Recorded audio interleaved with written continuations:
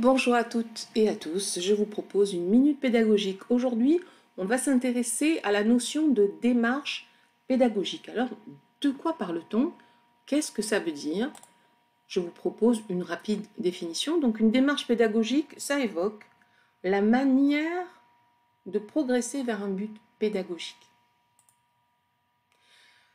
Grosso modo, il y a deux grandes démarches pédagogiques qui existent. Il y en a d'autres. Et là, on fait un focus sur les deux principales démarches pédagogiques qui existent. La première, c'est la démarche pédagogique déductive. On part tout simplement de la théorie pour aller vers le cas pratique. C'est une approche tout à fait classique. Ensuite, on a la démarche inductive. Donc, inductive, il faut penser à immersion. D'accord ? On part de l'immersion, de la mise en situation pour aller vers de la théorie. Autrement dit et autrement présenté, c'est une façon finalement de considérer l'apprentissage. Dans un premier cas, on va partir du général pour aller au cas particulier. Et dans le deuxième cas, on va partir du cas particulier pour aller au général, tout simplement. Je vous propose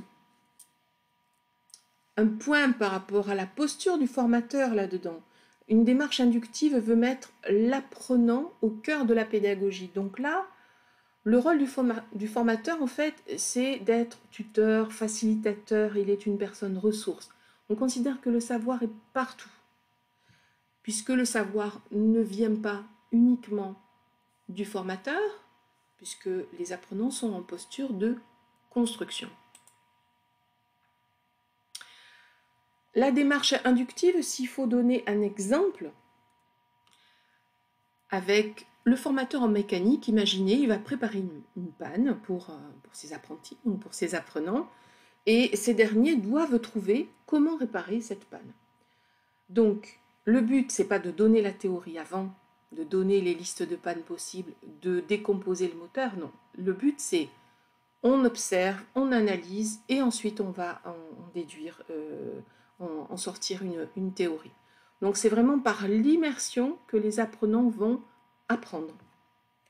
Ensuite, on va avoir, en deuxième exemple, la démarche déductive. Cette fois-ci, imaginons un formateur en pâtisserie, il va montrer une recette de tarte aux pommes avec les ingrédients, les différentes étapes, et ensuite, il va demander aux apprenants de reproduire cela en respectant les ingrédients, les différentes étapes.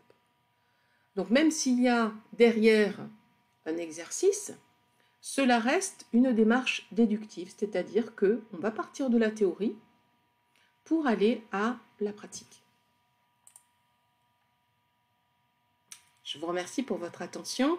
Ceci est un extrait de la formation de formateur. Je vous remercie. À bientôt.